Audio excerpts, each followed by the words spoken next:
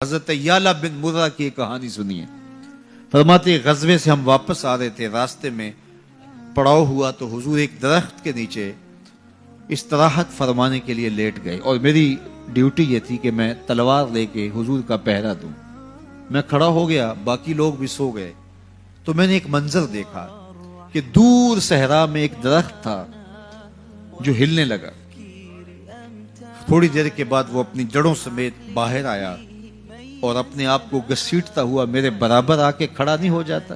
تھوڑی دیر کے بعد وہ واپس وہاں جاتا ہے اور جہاں سے اکھڑا تھا وہاں جا کے دوبارہ نصب ہو جاتا ہے۔ میرے لیے بڑے اچنبھے کی بات تھی، لیکن میرے پاس کوئی تھا ہی نہیں کہ جس سے میں بات کر سکوں۔ حضور تھے تو استراحت فرما رہے تھے اور میں حضور کے آرام میں خلل نہیں ڈالنا چاہتا تھا۔ خیر حضور بیدار ہوئے تو میں نے سلام عرض کرنے کے بعد جو پہلی بات کہی وہ یہی تھی۔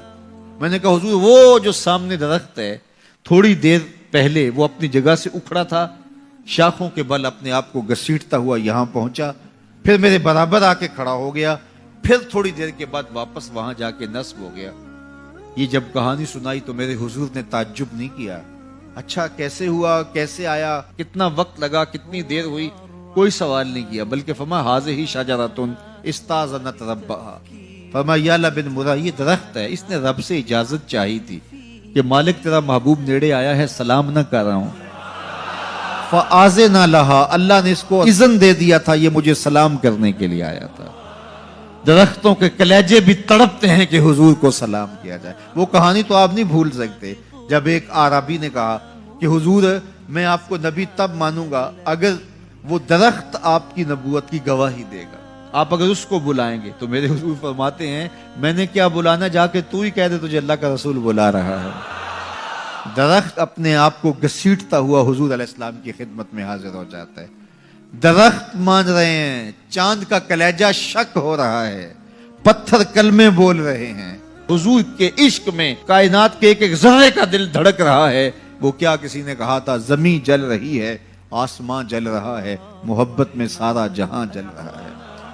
پوری کائنات حضور کی آتش محبت میں جل رہی ہے اور حضور کے وصل کے لیے تڑپ رہی ہے۔ درخت ہوں، پتھر ہوں، اشجار ہوں، وہ اونٹنی جس پہ حضور سوار ہوتے تھے، غضبہ نامی اونٹنی، آپ تاریخ پڑھیں، حضور کے وصال کے بعد وہ چارہ نہیں کھاتی تھی، چارہ چھوڑ دیا تھا، رو رو کے نابینا ہو گئی وہ اونٹنی، اور صحابہ نے اس کی آنکھوں پہ پٹی باندھ دی تھی، اس نے رو رو کے جان دے دی۔ جب حضور چلے گئے ہیں تو ہم نے جی کے کیا لینا ہے۔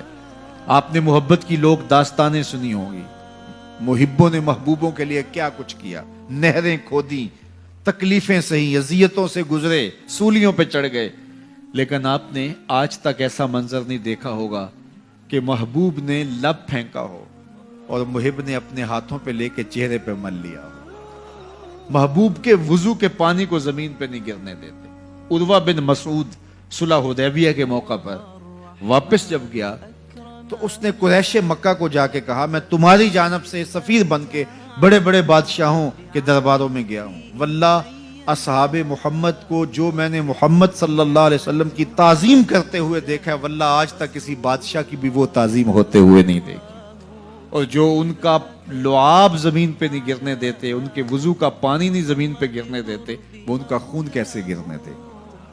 تو جنگ کا ارادہ ترک کر دو۔ تاریخ بتاتی ہے صلح حدیبیہ کے بعد سیدھا فتح مکہ ہوا ہے، قریش کے ساتھ پھر کوئی جنگ نہیں ہوئی، اس لیے کہ ان کے دلوں پر ایک رعب بیٹھ گیا تھا۔